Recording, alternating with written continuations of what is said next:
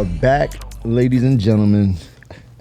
Welcome to another episode of Artist to Artist, where we feel this is a conversation that needs to be had, and we are sponsored by Playmaker. Playmaker, what's up? We got some very, very, very special guests in the house tonight. CMB, the great Juvie, Mannie Fresh himself. Yeah. Damn. We gonna run it down the line. How y'all feeling?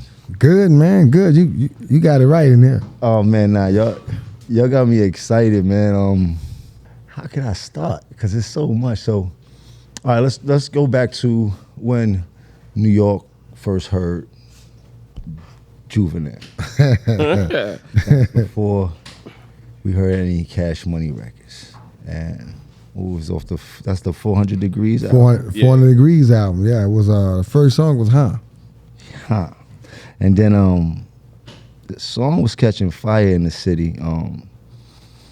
Cash Money Brothers, New Orleans, supposedly be the people. And I'm telling you from how we got in New York, yo, they down there applying pressure, they going at P&M, yo, these are the new coming up. I'm just telling you how we getting it in New York, because P&M was already on Steam and shit like that, you know what I mean? And so they had busted open for New Orleans pause. So that's what we had known New Orleans for at the present time.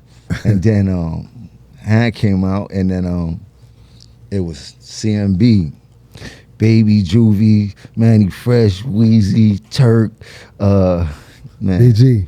B Jizzle.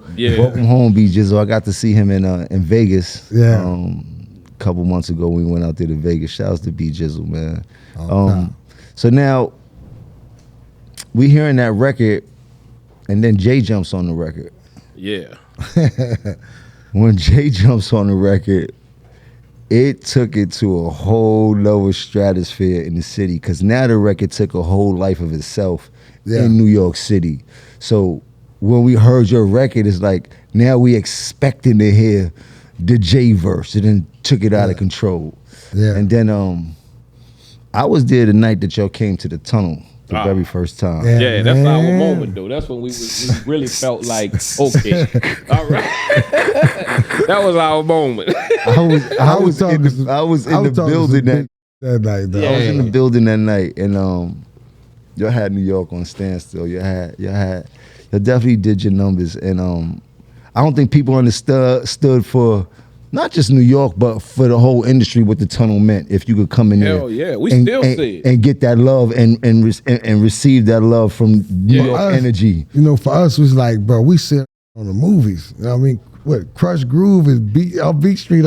We seen this on the movies, and we heard all the stories about how get booed and how they'll throw on you. You know what I'm saying? You up while you on stage. Make sure you know that garbage we ain't with it. The grimy New York or outside of New York, they ain't care. Dude say, man, the last come through and rock was Snoop in '94. Like, damn. Passing us whispering to us like they gonna over y'all. Like what the? Gave me some good advice though. Say, man, sing Don't try to sing nothing else.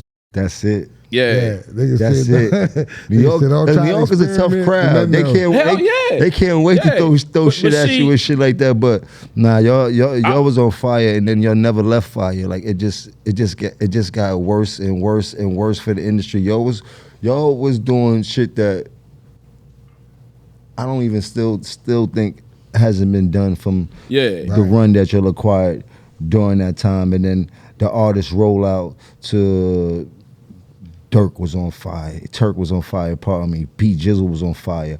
Weezy was the smallest one, but he started coming on and going crazy, and then people start falling in love with Weezy and shit like that. The dynamic that y'all had was incredible. And I just want to give you your flowers while you're sitting here, because it's so easy that thank you, my brother. People in this industry and the game, and even the new generation that don't know what history is, it seems to forget a lot of some of this great history and a lot of the reasons that pushed the music industry forward. And y'all were one of them groups of people that did so, from the rapping. Yeah. The bar for us was, you know, you had to rock New York to be even, to be considered hip hop. That's kind of like how we grew up down south. We just knew, we was like, okay, this the birthplace of it. So exactly. We have to, in order for us to be written in stone, like as a great group, as great whatever we done, we was like, we gotta rock New York. You know what I'm saying? And that was a lot of pressure, bro. That was a lot of pressure going. Man, you know how hard it is up here, man. Yeah, it's hard for we was like, these motherfuckers just stone faced. You know what I'm saying? So as far as production, so in the very beginning, were you the person that did all the production? Yeah. Everything. Yeah, everything. Everything? Everything. It's 1,000 artists on one label, bro. So you was pumping out all of them hits at one time. Yeah, like that was just one of the things that we were so in-house about. Like, we wanted our sound to be super our sound. We wanted it to be something that, when you talk about it later on, years on, what Cash Money Records sounded like. Now, did you create that sound, or is that a sound stemming from New Orleans? A lot of it is New Orleans. It's like gumbo, you know what I'm saying? And he being modest about it though a little bit. Man, Manny used to make beats in 3 minutes. You know what I'm saying? So we sitting there trying to get a song together, and he had switched to it. He's like, nah, man, I'm trying to, y'all got your ideas already. Y'all see where it's going. And he started on a whole nother beat on it. Like, damn, bro, but we was, nah, bro, we got 5 songs we got to do tonight. Let me do what I got to do. So Manny ain't care about what your program was. He ain't give a fuck. He worried about his program. I gotta get these beats out. Yeah, I'm feeling like I need to go to something else. I'm going to something else. So before we get to Hear You in New York, how long have y'all been doing music before that? My first record came out in '87. First record I did was in 1987. What? Yeah. Mm-hmm. And I was DJing high school dances before that. So before we got to Hear You in New York, y'all had major motion in New Orleans on the music scene. I'm 90. Yeah. I'm 90 with, I was writing and stuff with DJ Jim. I had a song called Bounce for the Juvenile, like came out 91. So I'm early too, a little bit early. And this is music that was slapping in New Orleans. Before I got with Cash Money, I had songs and records out before the album out. So you were a solo artist before you got with Cash Money? Yeah, definitely. So when did you actually get with Cash Money? Shit, man, look, the solo artist shit wasn't working out. I went and got a job. Shit wasn't working out for me. So I went and got a job, and I bumped into my dog. I bumped into one of my partners, and he introduced me back to them. I already knew him. I knew Baby from the hood, but I ain't knew he had Cash Money. I ain't knew all that was going on, right? And they picked me up at the bus stop coming from work. I spit that shit to them all the way to the house. And they came looking for me the next day. Yeah, I was like, you can't let this dude go. I was like, shit, he done spit like 14, 15 songs in the back of the car, and everything was different. And I was like, y'all got to sign him. And just the crazy thing, the demographics, how New Orleans is, my dad knew Juvie before I knew him. His pops was a DJ. Yeah. So my dad knew him before I even knew him, you know what I'm saying? He used to let us get down all the time for him on he used to DJ around my hood. And he said, man, look, don't be nervous, just do your thing. Give me the mic, I'll be hyping this shit up and shit. So that his pops kind of helped me, knew what I need to say when I get in front of the audience from the beginning. You know how I'm talking about, put your hands up, shake it, put your hands from the left to the right and all that shit there. That's where I started from with his pops, long before I met Manny. So what year were all y'all together signed to Cash Money when it was everybody? B Jizzle, Turk, Wayne, you, what year was that started? I got the Cash Money, I'm gonna say 95. Yeah, and it still wasn't all together yet. It was still putting the pieces together when Juvie got there, so I'll say a solid year would be like 97 when it was all like, okay, it's legit. Like, you know what I'm saying? And your record was the first record to put Cash Money on the map, or was there a record before that you started with? Well, I had a song called Soldier Rag, but my dog BG, I'm gonna say BG, definitely with his first album. His first album, Chopper City. Chopper City went crazy. Yeah. And I was on that. You know what I'm saying? Me and Bun B was on my first song with Cash Money. And that's before was on 400 Degrees. That's long before 400. Well, the crazy thing, Chopper City changed the whole format of what Cash Money was. It really did. You know what I'm saying? It was that we was like, okay, now this is truly a rap label. It's a hip hop label going forward from here. And it never looked back from that. Them beats on that motherfucker was crazy. All y'all from the same hoods in New Orleans or from different parts? New Orleans small, so you can say it's all the same hood, but nah. You know, he from the 7th Ward. I'm from Uptown. He from downtown. I'm from Uptown. Yeah. Really, when we make it laugh, it had a lot of downtown niggas making beats, man. But KLC, you know, we had a couple niggas uptown like KLC, but downtown niggas was known for the beats. Yeah. And Uptown known for the rap. Exactly, yeah. So, all right, so let me ask you this. Was there ever a problem between Cash Money and No Limit? No. Me and KL actually DJ'd in the club together when we was teenagers, dude. The crazy part about that, why they were saying that, we was going to the club and shit. Me and Mystical and everybody. But I used to go visit Mystical in Baton Rouge when he was up there all the time. You know, we used to be a car trading and showing off cars to each other.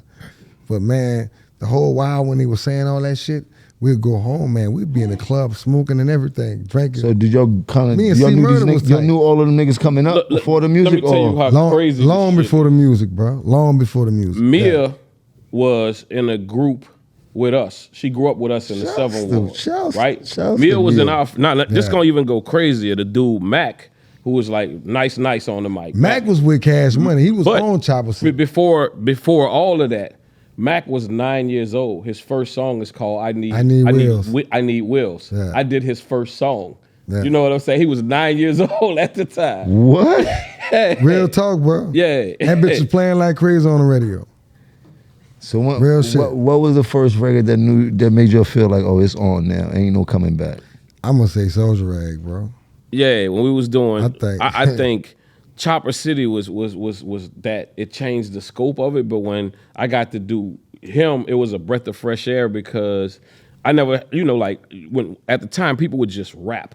You know, there was no structure or nothing cool about it. He was the first MC to just like, I'm like, God damn, he got like, you know, he got this thing, he got this swag to it. The next song don't sound like this song. Like, or the next subjects is something crazy. And what really made you know, sometimes you need a challenge to make you good. Juvie had no clue of how to count bars. So I had to work around him. Some shit would be 17 and a half bars. And I'm just like, how the fuck you ended on a half? But look, I walk in that bitch talking so much action. And I'm like, we ain't I'm changing. about to fuck over all y'all, nigga. Y'all hope you got, I see Wayne in the corner. I'm like, I'm about to fuck y'all niggas. That'd be the best feeling. I see it's like that around here with the youngsters. Like I just adjusted to, I was like, I'm not changing that shit. It sounds so good. Like, you know what I'm saying? Yeah, I used to count them all. Nah, this is dope because, you know, coming up, we only seeing her what we know from when you actually made it to our parts. We're not from the South, so I know probably for Southern people it's probably a different story when they hear Cash Money. But for us, the backstory is very important, and it made a lot of sense. We swore that Cash Money and No Limit was beefing and shit like that. You know what I mean? I just think we was just from different areas, and we kind of had to have that, you know, this our thing, this y'all thing. Like, you know what I'm saying? Because then it would. We didn't do a good job at saying it wasn't. Yeah, none of us really did. The shit was like, it was some good controversy. I'm gonna be honest with you. And the thing was, we had different sound from them. I think No Limit sound was completely different from what No, it was 100% two different sounds that was knocking because we grew to love both Cash Money and No Limit. Yeah. So did you always rap, or that was just something that you said, you know what, we gonna jump in the booth too? They was, you know what's funny? They never called themselves rappers. They was, bitch, I'm a gang spitter. Bitch, I'm a, you know what I'm saying? I had songs that I structured and had already wrote, you know, prior to that, but I never stepped on the mic. So it was like, okay, I had to convince Baby that he could do the shit. So instead of saying we rappers, I was like, bro, we game spitters. You know what I'm saying? Because that was going to actually they was making their own shit. How the hell how did you convince Baby to be in a rap group? I was like, bro, but the lore of, look, bro, this shit going to be bigger than you could ever imagine. Like, bro, you know what I'm saying? Y'all kill shit, bro. Nah, y'all kill shit, bro. When we realized, I don't know if y'all remember the box. Yeah. Remember the box? Oh, yeah. Video show? Yeah. You call it, box fucked us up, man. We used to watch that shit and see people be sitting it down, man. My bad, this shit. Nah, you good. So we sitting there, we watching the box, and we seeing how many people steady, you see them numbers punch, and they steady ordering our video and shit. We like, say, bro, they like, and we see what videos they picking, and they picking the same shit, and they like this nigga to talk that shit. They don't give up. They like to see nigga saying, say, bro, I ain't gonna lie. If I could be anybody out the group, I'd be Birdman, nigga. I ain't gonna even lie, nigga. I'm number one stutter, nigga. I got to be talking. So he realized that shit, and he ran with it. Oh, he embodied that shit. See, once he realized, man, I ain't gotta even fucking rhyme. Fuck that. I'm just gonna talk my shit and get on. I got these hoes ice sucking nuts. Bro. While my little BGs on the point, putting out cigarette butt. Nigga, you know how gangster that is? Our hood. Think about break that down, nigga. It don't be no hooder than that, bro. This is what I'm trying to say. So, but when you got momentum in this game, yeah, you got to use it wisely, because at that point in time, you can do anything.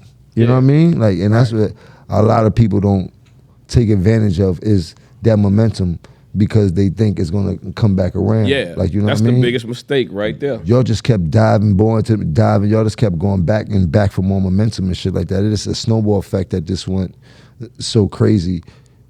Now, I don't like talking about the bad times, so we gonna skip that. But coming back together. Yeah. What was that, a conscious decision from everybody? The fans, bro. It's always the fans that make you do really shit. Was, and you got to, know, and on a lot of shit, just grow up and see what they saying. You know, because me and Juvie was on the road, you know, and we was just doing our thing, naturally doing what we do. You know, shit, we've been doing this for a long time. Like when you know, when there was no thoughts about coming back together.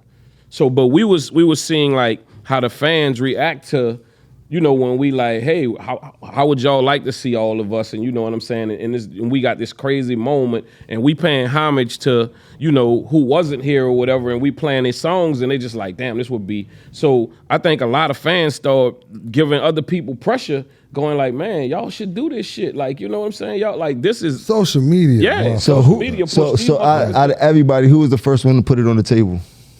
Oh damn! I'm gonna say Bird. Yeah? Yeah, I'm gonna say Stunner, man. Stunner would hit me up and say, nah, shit, if you gonna fuck with it, I'm fucking with it, definitely. You know, that's all I need to hear. I need to hear him commit. How that made you feel at that point? Like, I know, because I've been through certain shit, and certain shit is sincere that make you feel, like, this is, you know what I mean? It's a breath of fresh air. You know what I'm saying? Like, man, okay, my dude, he wanted to do this shit. Manny, I'm like, Manny say, man, what you gonna do? They got this big stupid bag for us, you know what I'm saying? BG calling me constantly. Yeah. As soon as he got free, he called me like, say, bro, they saying he got this here, but his numbers, man, they looking nice. All right, let's do it.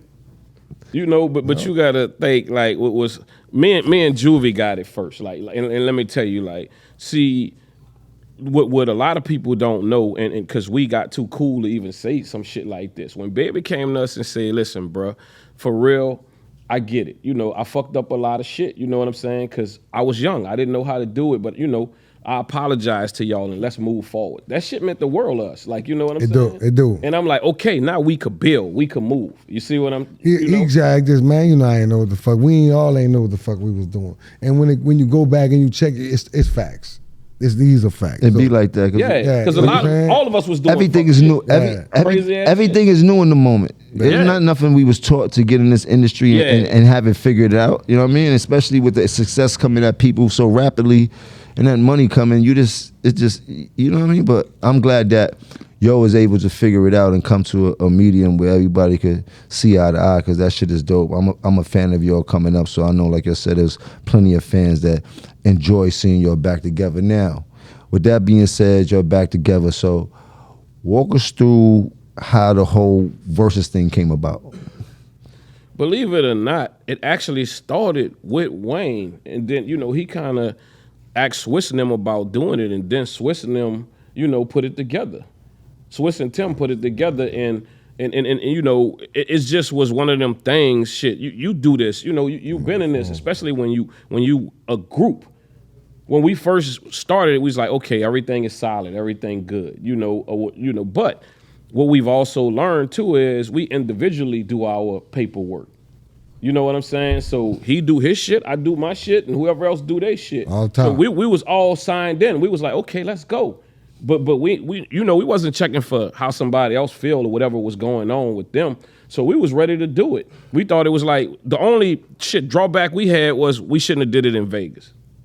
You know what I'm saying? Yeah, really. That was on. But bro, it was like that was here. that was the biggest thing that we was saying. Like, bro, this was supposed to be done in New Orleans. You see how they gave us a chance to do the Locks and Dipset in New York? So it's never a dull moment. Exactly. You know what was going to go on. That was like New York Bible right there. So now if y'all would have did that shit in New Orleans, we got to fix that. I keep saying that. That'd be probably been bigger than a Super Bowl out there, bro. Both sides feel the same way. And the message, you know, bigger than all of us was we definitely had to show the planet, the universe, that we ain't got no fucking beef. And we grown ass men, so it's time to whatever, you know what I'm saying? Ain't no and let's go get it. That was an incredible sight to see. I'll ask you something, because we got so Joel's is like our little brother, and y'all got Wayne like your little brother. Yeah. It's just so funny. So it was like, for Joel's is like, he can't even do no wrong to us, no matter what goes on. You heard, like, it's like that, like that. That's my nigga. That's you. I don't even care. You heard, like, it just don't, like, it fills me with joy no matter what. Every time I see him and shit like that, I like, and it kind of like it looks at y'all and it's kind of like feels like Weezy's like in the same position to all y'all. We gonna protect him. You know what I'm saying? Is. Whatever the fuck happens, like, if you really prove, you gonna protect him. You know what I'm saying? I ain't having it. I'm not having it, bro. Like I'm really, me personally, I'm gonna take it to my heart. Like, I'm not about to let no nigga stand in front of me and he ain't gonna speak no ill will about him in front of me. Nobody. I'm gonna say something. I'm gonna defend him, and I don't know. They always say, "Man, you biased," and nah, bro, whatever. You know what I'm saying? Whatever. However you feel, nigga, fuck it. That's how I feel. Yeah, because it's not so many people like that in this industry that kind of like got the same dynamic. So I always wanted to know that, because he like, it don't matter what he do, bro. You heard, he like, did enough for me even in his stardom. He always do shit for me. So he one of them people that motherfucker. I'm not having it. You know what I'm saying? I'm not having it. And then he the greatest of all time rapping. So I argue this shit with 1,000 people. I always had that. Wayne is my GOAT. Well, the one thing with music, it doesn't translate to people that, especially when it's a group that's a family, that y'all still a family. You know, people just see the music part, and you just like, well, shit happens when it's families. And we got to move on, you know, but if it's really your family, you're not going to expose that shit like that. You know, you like, well, you know what, whatever it was, we dealt with it. And that's all you're going to get out of us. You feel me? I be like, nigga, do you know what we went through? I'm not a fan of that, bro. Like, I don't care what goes on, bro. Like, if me and you had a bond, anything that we went through that could possibly put shade, harm, or just put a whole different dynamic, I'm not even into exposing that. You heard? Yeah. If I got a problem, I got a problem. We got to solve that. You heard? Exactly. Like, we solve that. But I'm not that catty. I can't be like, like that shit is like, so I'm never into that, bro. Yeah. I like confrontation more than I like rumors. You heard? Like, you know what I mean? Like, not to say it like that, but it's like, it's just nasty and shit like that. But it's life and shit like that. So now, with that being said, in this industry, I know it's not easy. Was it easy for y'all being from the South, getting respect in the industry on all levels, from the business side and to the music side? Because y'all came up in a time where the South wasn't winning at that point just yet. Y'all were bubbling, but y'all wasn't totally winning. So was it a hard navigation at that time coming up? It was, man, but that free throw Jay-Z threw to me really helped out, and it helped us both out on both sides, because I feel like he +2 on the South, and, you know, coming on the South, but dude just jumped on the record, and we didn't even ask him to jump. I think it might have worked better for him than it actually worked for y'all, because New York is one place. Think about that. Even though it holds the most at that time, holds the most weight in the industry, but you live here, it 100%. But it matters the most for a New York person to have a record out on a super stupid South record that we don't get the exposure in the South. Not the South y'all at. Yeah. You know what I mean? That covers so much of the South. Yeah. That's Houston. That's you know what I mean. That's a lot of South. He flipped the whole narrative. Now he got a whole new fan base that's built in now, as opposed to him visiting these places. They waiting for him to come now. We didn't mind though. Yeah, no, of course. I'm not. Of course, we both wanted something out of it.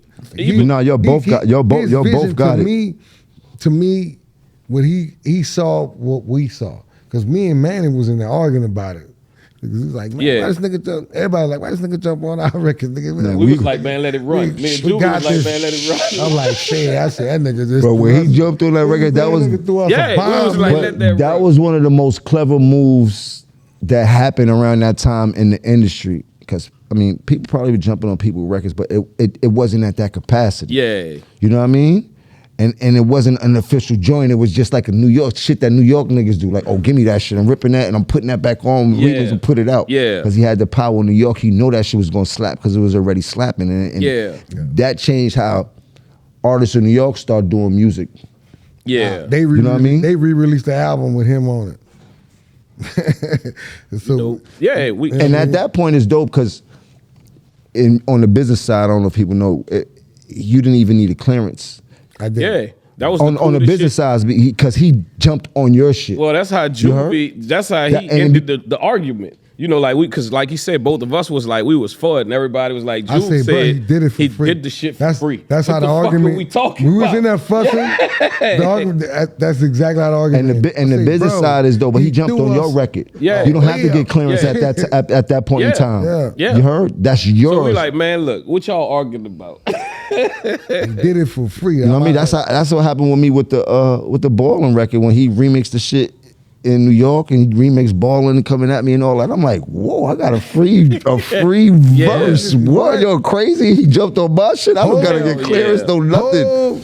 Yeah, man. Shouts to Hov, man. Shouts to Rock Nation, everybody over there, man. Double shouts out to him. You know, right now Megan Thee Stallion is on my new single. Fire. So yeah. Fire. Double shouts out to Rock Nation. We gotta get that video done now, Thursday. Speaking about that, y'all have to be the most remixed group right now in today's era. Yeah. From all around, from all the beats that you've done to some of the records that you've done, it still goes all the way back to him. He said, no, it's everything going back to him. But you know what you did, so how does that feel? I feel like that's like one of them moments in this shit that you know you arrived. That you're still living and they using your songs. Like, you know, usually that's some dead man shit. Right. And it's just like, oh, fuck, they reusing, you know, all of the da-da-da-da. And it's like, shit, to still be here. And hip-hop, we never had a catalog from another hip-hopper. We got the shit from James Brown 70s and all that type of shit, all those samples. I'm like, this to me, like, this some great fucking honor that, you know, like incredible to be like, wait, y'all sampling some shit that another rapper did or another, you know, DJ or whatever, because we had to always borrow shit from everybody else. That's what so it's like actually borrowing shit from the source. From the actual oracle, because when y'all start making beats, they were like, every 10 years, people start sampling beats from 10 years ago. Yeah. So that was 80s, that was 70s. You know what I mean? It didn't start really maturing until we actually got into 2000s and 2010s, where now you could go back 10 years and now you doing one of these records instead of doing a Smokey Robinson record over and shit like that. You know what I mean? And I know the money got to be good. Yeah. Oh, yeah. I know that shit got to feel crazy every time they call you to get the clearance. Like, what? I'll be mad at him and say, man, use some of the words, man. say something over here. Man, he getting everything. Motherfucker, you rotten motherfucker. I can't say this for artists out there, and you know, some people probably don't get the reap what they supposed to because whatever their publishing situation is. But if you made some hits in this game, oh yeah, I know where you're going. And you able to last long enough, leave me alone. That shit comes back in the check form. Yeah, you heard? Yeah, you know you had a movement, so you know that shit gonna come back. You know it's gonna. And the crazy thing is, sometimes you just gotta introduce, like, you know, like if you be surprised. Like, I remember my son somewhere around maybe 10, 11, I gave him a iPod with just all cool ass songs on it. Like shit that was, our era, whatever, Marvin Gaye, and all of that. And now that's his playlist. And now he's like, I'm about to get this to my son. You know what I'm saying?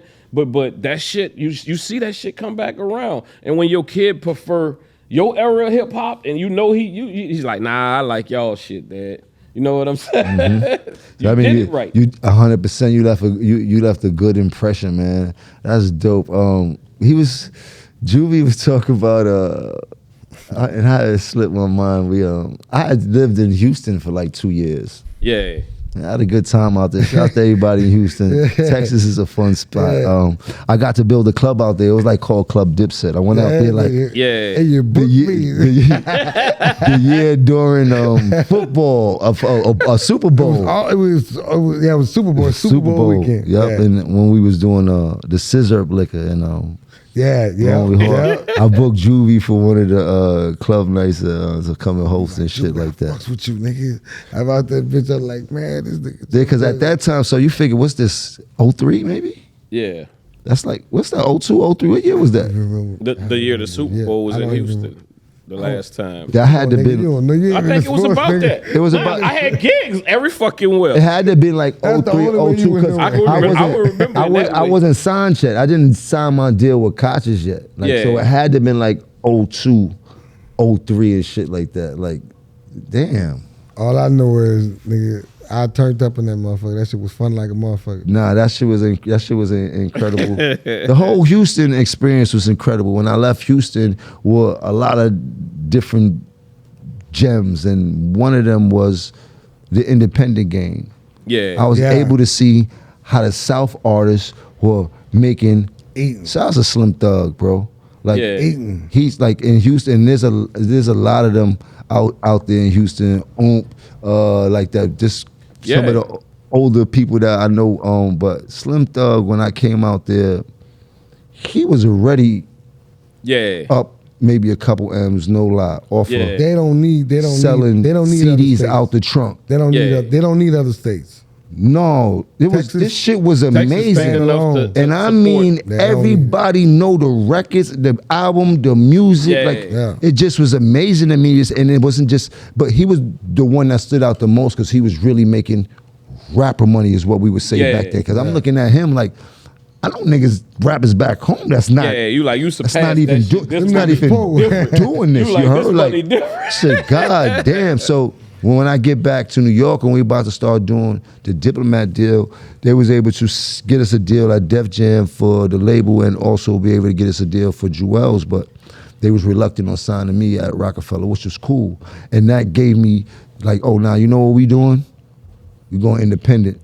You heard? We doing the same thing we did at Koch, and that's what I told Killer, like, these people don't care if I'm signed to Def Jam. They just worrying about the Diplomat and what Diplomat records is we gonna sell and shit like that. And we could take that anywhere. And then we took that to Koch and did the whole independent thing. And since then, I've always been an independent artist and shit like that. You know what I mean? So I'm very grateful to spend my time in the South. Like, I spend my time a lot of different places in coming up and shit like that. Like, you know what I mean? Like, we was big on doing like residencies. That's another thing that Cam was big on when we was younger. Like, go to Chicago, stay there for a few months. But I go here, stay out there for a few months. Like, and build a community and shit like that. That's one of the things that we were doing in this industry. What y'all got here? Why do you think loyalty is such a good trait to have in this industry? That's what y'all gonna go, loyalty? Loyalty is royalty, huh? How you feel about loyalty in this industry though? Like, skip all that. Loyalty in this industry, how you feel about that? Is it there? Is there any loyalty in this industry? I don't think it matters, because you should know, you should understand that you shouldn't be getting into a business. You're in a business, so does loyalty matter if you're in a business? I mean, how you looking at it? You're looking at it from a employee standpoint, because what you mean by loyalty, like, because it could be defined different ways. You mean loyalty is somebody that's gonna take something from you, steal something from you, or loyalty? Work for you and work for somebody else too. I mean loyalty as in the form of you come up in this game with a group of people and with everything that goes on, do you still expect loyalty in this day? As opposed to when you was younger? Putting so much shit in this. So much. I think for me, man, I try to lower my expectations. You know, and just being honest, like I don't put myself in a position where loyalty matters so much because I've already lowered my expectations, and I don't put people in positions where it's got to be about loyalty.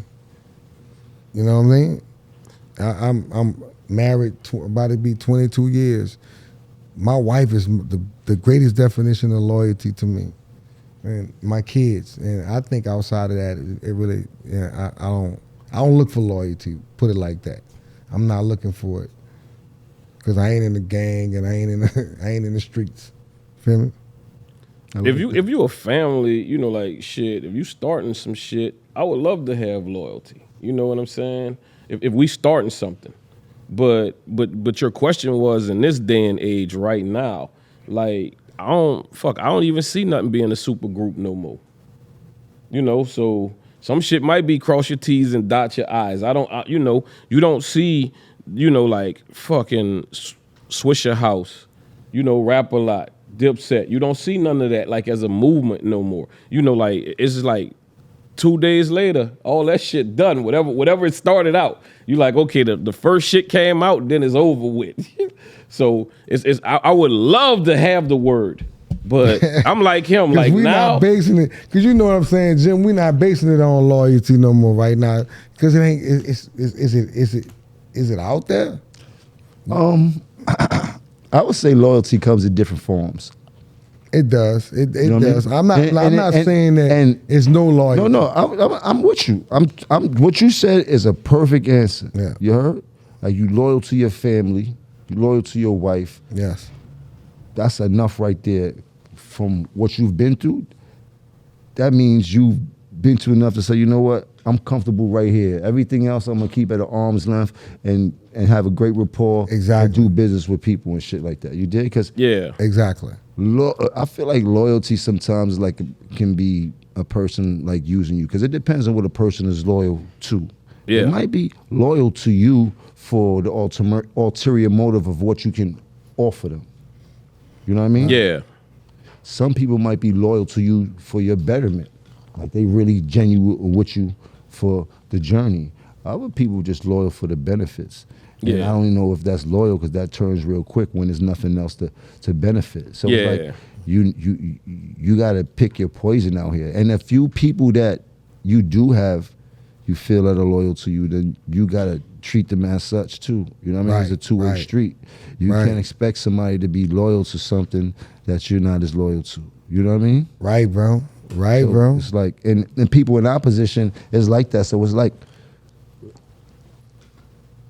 if you start to do music, just out of nowhere, all of a sudden, everyone puts you here.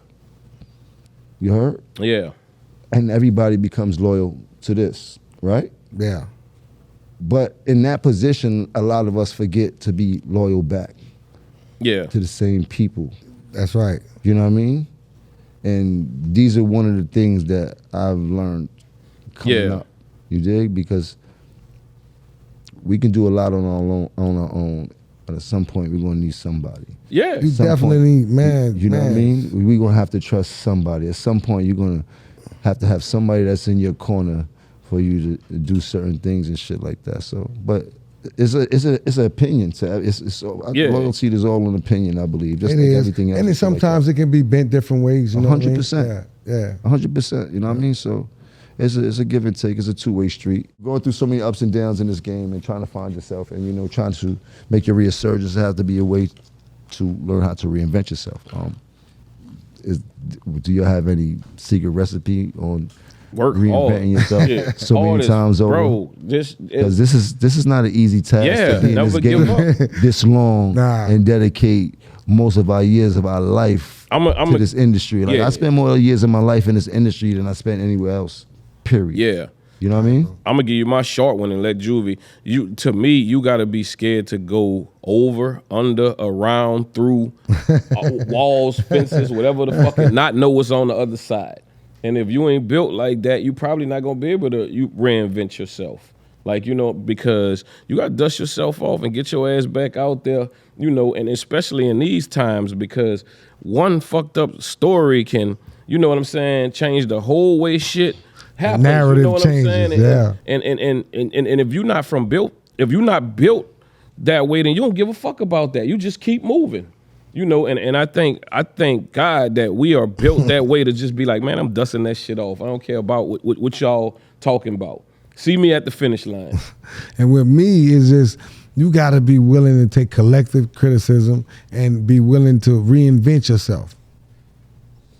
You know, like sometimes we get so stuck into what we did back in the days, and we let our fans sometimes pull us into what they heard back in the days. We forget about this ain't back in the days. You know what I'm saying? It was 25, 15, whatever, how many years later, and our lives are totally different, and we don't think and live the same ways. And I think we need to just stay locked in on to where we're at in life. And I think that works better.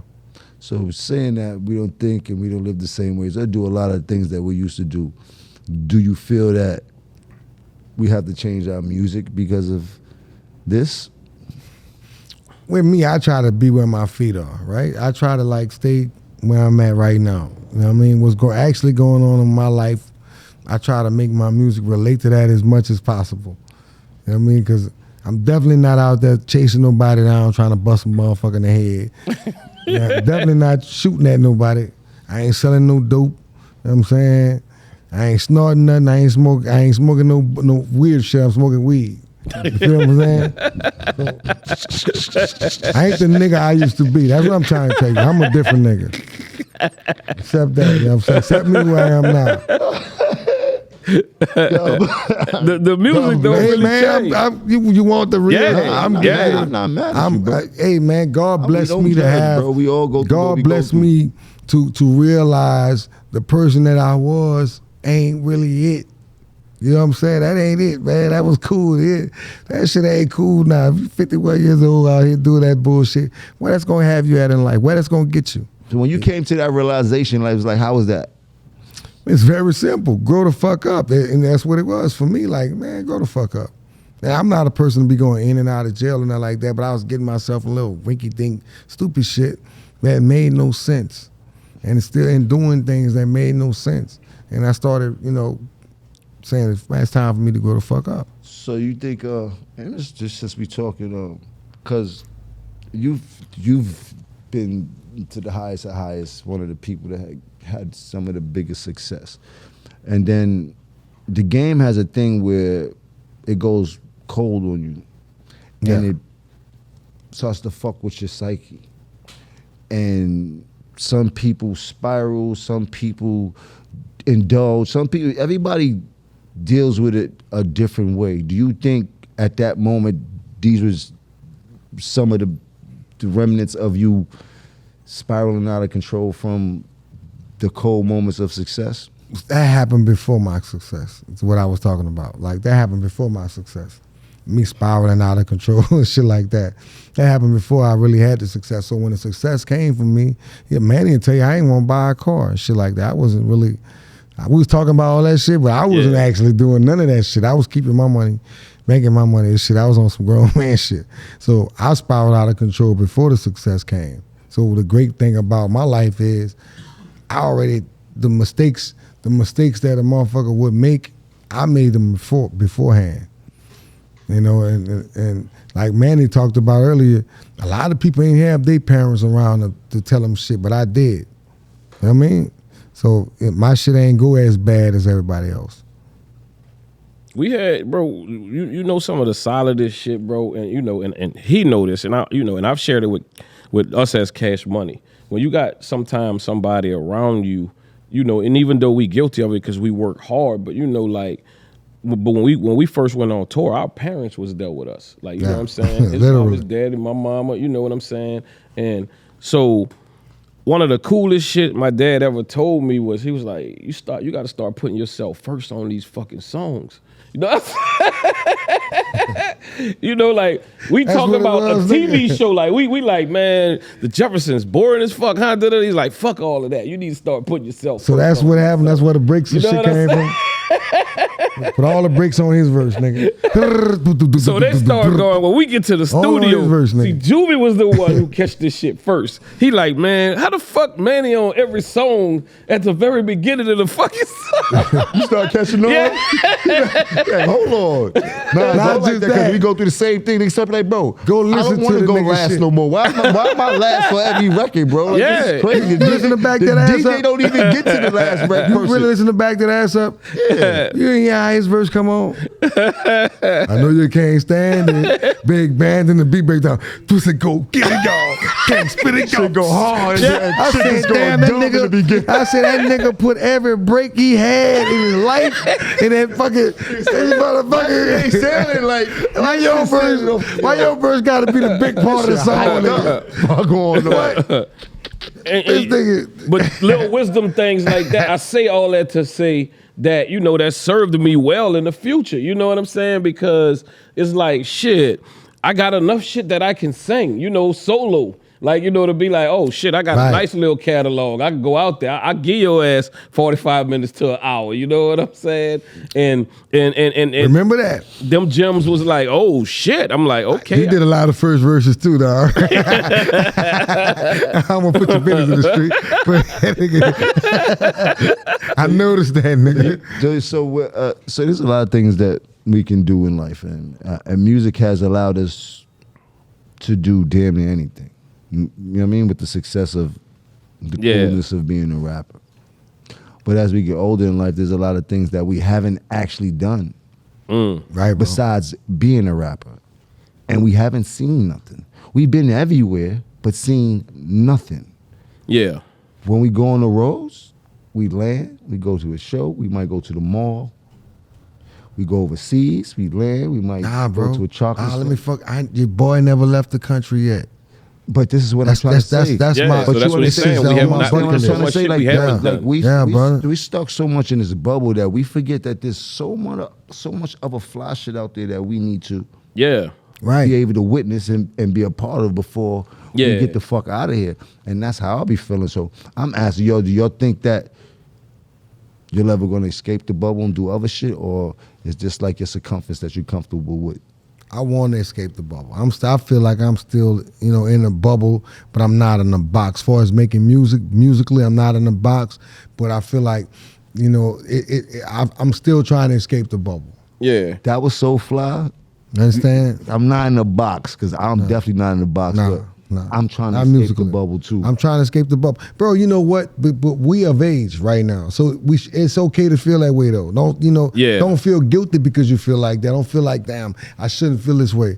Man, we of age, man. We can't do what these youngsters doing our shit, man. 100%. You know what I mean? So it's all right to be this way. We've done it already at a high capacity. Yeah. 98% of these artists will never be able to understand the things that we were able to accomplish, do, enjoy, witness from the success that we've garnered in our. It's making somebody fathom this life interrupted. It's like you could walk, you expecting it every day. You see what I'm saying? But by the fourth or fifth time, your fucking nerves shot. You know what I'm saying? You just like, all right, fuck, it's enough of this shit. Like, you know what I'm saying? Because I don't think it'll ever stop us from being who we are. No, bro. No. But I'm saying that he's in Indonesia. He's just Juvie in Indonesia. That's it. Yeah. That's it. You heard? But there's other human beings that don't get that. You're just having a human being moment. You know what I'm saying? It's like, listen, I'm just having a moment. Like, like you keep interrupting this space that I want this space for me right now. Bro, you see what I'm saying? I went to Japan, and Japan, they have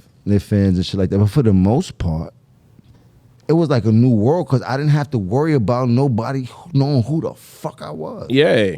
Yeah. You heard? I just got to walk around. I got to shop. I'm asking people shit. They don't even know nothing. Yeah. And the translators next to me be the ones that, New York rapper, big, and that's how they get you did. Yeah. But for the most part, it was like, yo, bro, don't even let me just enjoy let me enjoy this. Yeah. Let me hear this moment because this shit feels great. We can't really get throughout the day without having to all worried about who's all worried about who knows who. It's just, you know what I mean? So it was like that part of the bubble was like, yo, I want to be able to be able to enjoy some life without having to worry about the life that I already had. Yeah, I'm kind of like what Juve at. Like, you know, I love this. I love it. I've been since day one of doing it. But there's got to be somewhere in the future, you know, where I'm just like, I'm checking out on y'all. Yeah, love y'all, but good night. Bro, that's it. Ain't nothing gonna change. Love y'all, but good fucking I'm still be who I am, wherever I'm at. And if you do know me, then we still have a great company. But I'm, you heard? And it's time. It's almost time for that. I still got to collect a couple more bags.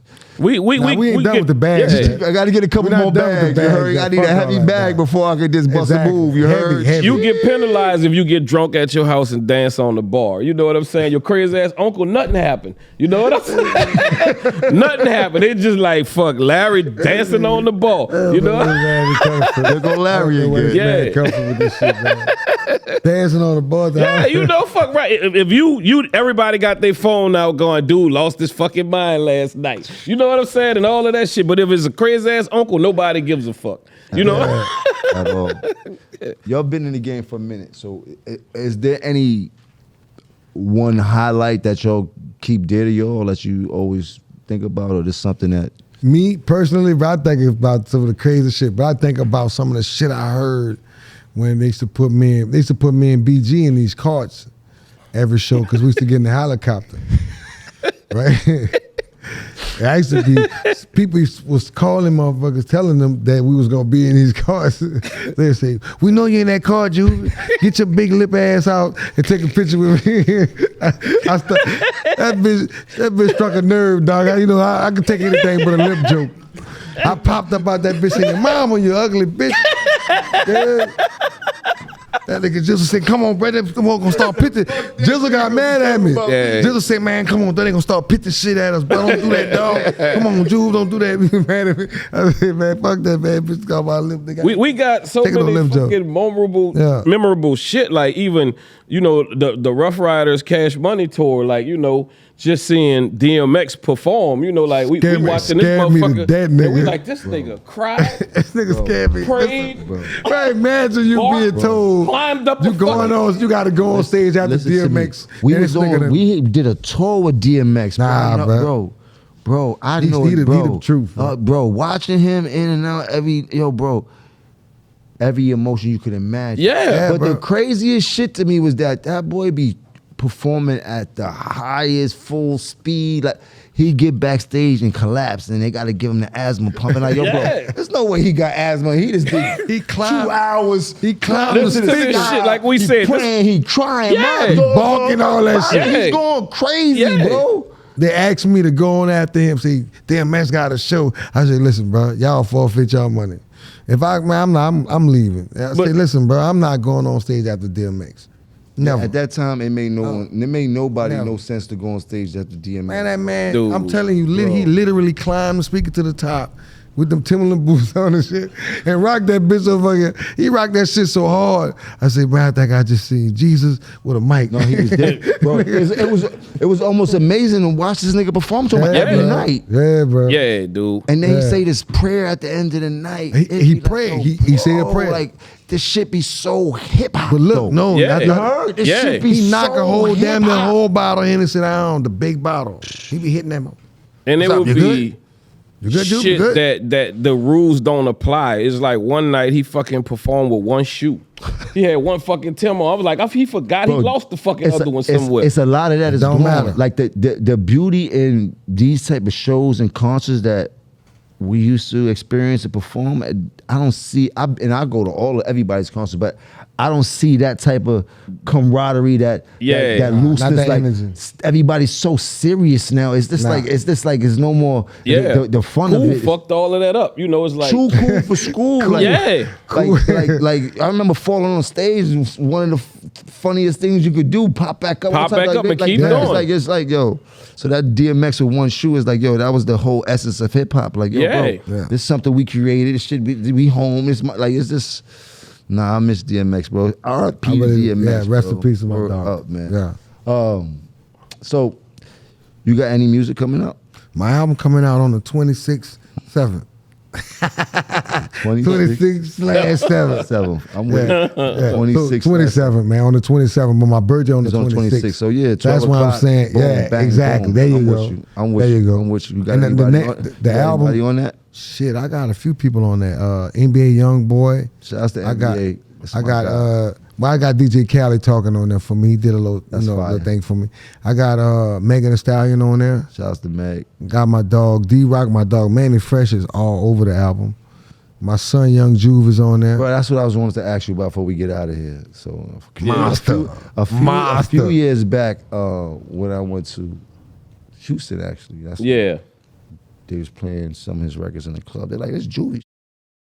He be going crazy, bro. He be going wild." I'm like, crazy, bro. Yeah. So how's your son doing? Is he still going hard with the music? He's going hard. And look, he on the song, bro. You know, my first few reviews was, man, he killing you, dog. Oh, man. He can't wait for that, man. Don't let him hear that, like man. That, bro. Damn, man. Over the pops, bro. Let pops live, dog. Let your pops live, you know what I'm saying? But hey, I'm proud of my son, man. My son do his thing. And he not only do it, with the song, throughout the whole album, he critique me on songs and like, nah, you need to put this. Matter of fact, I let my kids get together and do the art on the album. So they really involved in what I'm doing, man. You know how that feels. That's one of the greatest feelings ever as a father. How old is your son, if you don't mind? Well, he's 30 now. He's 30. He's 30. I got two sons, right? I got Young Juve and I got Tank. Tank is 26. He gonna get mad. 27.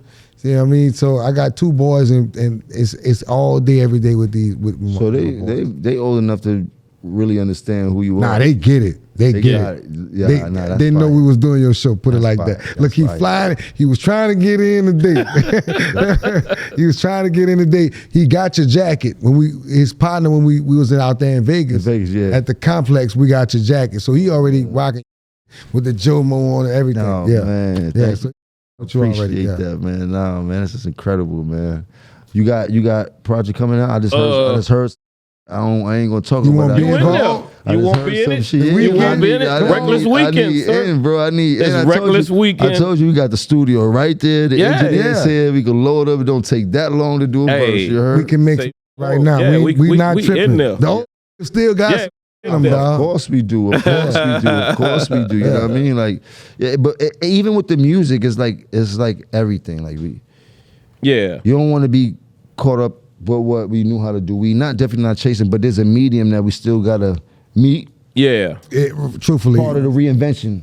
Yeah, so I tell my fans this. You understand what I'm saying? I love my guys. I rap a little bit. For the heads, the hip hop heads, but I'm making booty shaking music, man. I'm done with you, man. You niggas sold me out. Niggas ain't went to the store and bought my. So that's what you gonna get. Nah. The women buy the music anyway. They the ones on TikTok playing all the music. It ain't. I mean, it ain't really about nothing but the booty music. Yeah, hey man, you made the most sense. You start rapping hard, we get props. You start rapping to the females, you get money. Hey, you know what I mean? We're gonna make a booty making song, dog. Let's do it. It's time, dog. I'm with that. But I don't want to hold y'all too much longer, man. It's been my pleasure because I could go on and on. I got Cash Money questions, I got Baby questions, I got Wheezy questions, but I don't want to. We gonna get together as a family and do it again, brother. 100%. We got questions for you, so you know it's love. 100%. Yeah. Before we get out of here, this episode is sponsored by my guys at Playmaker, the Playmaker family. I really appreciate y'all. I got some gifts for y'all since you was talking about jackets. Yeah. We ain't got them colors though. Hell no. Look y'all up with the jackets. Yay. Thank you, brother. Oh, damn, bro. Yay. And ladies and gentlemen, this is another episode of Artist to Artist, where we like to say it's a conversation that need to be had. I appreciate you, Juvie. I appreciate you, Manny, for stopping by. We're going to catch you on the next episodes. Shout outs to Playmakers. You know how we do it. Bow.